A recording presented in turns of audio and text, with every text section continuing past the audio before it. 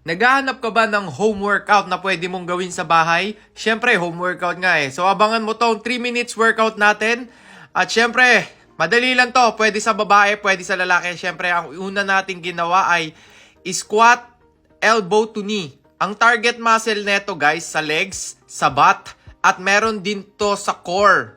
Yung sa core natin, yung sa may bandang abs. Tapos kung makikita nyo dito guys, ayan o, pag angat ko, naiipit yung sa gilid ng tiyan ko eh. Tingnan mo. Ayun o, yung love handles ko naiipit. Kasi meron din target muscle yan.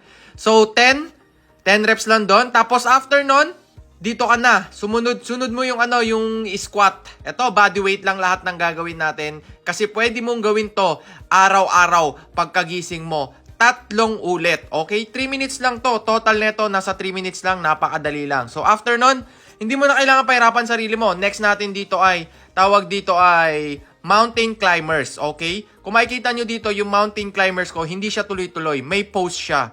Mas maganda to para ma-trigger din natin yung arms natin. Ayan o, kung makikita nyo yung arms ko dito, tsaka yung abs ko medyo natitwist. Ayan o, yung taba ko kita nyo, naiipon eh, sa gitna eh, nababurn. Okay? So ayan, syempre after nyan, makatatlo kang set na ganun tuloy-tuloy. Syempre pahinga ka dito ng 10 to 15 seconds. Then after nyan, yan, jog tayo, okay? Jog tayo ng 15 to 20 seconds din to. Pero kung kaya nyo tagalan, syempre mas okay. Maganda to sa health natin, sa cardio natin. Lalo na kapag hindi ka nakakapunta sa gym, hindi ka nakakapag-exercise, mas magandang gawin nyo to.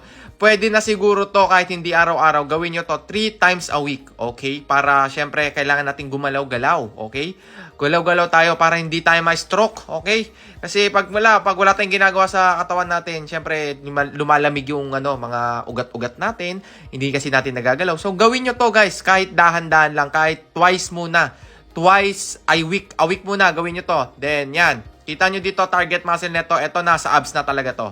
Okay, ito, aabutin mo lang yung hinlalaki mo. Okay, abutin mo lang yan. Siyempre, poging-pogi dapat. Dapat siyempre mag-inom kang tubig bago mo gawin to. Okay? So, next natin, ito target neto sa puwet. Okay, sa mga marites na walang puwet. Pwede nyong gawin to. Masarap din to. Lalaki ang puwet nyo dito. At siyempre, make sure na proper form. Kasi body weight na nga lang yung ginagawa natin eh. Kailangan proper form. Dapat medyo dumidikit yung tuhod nyo doon sa sahig.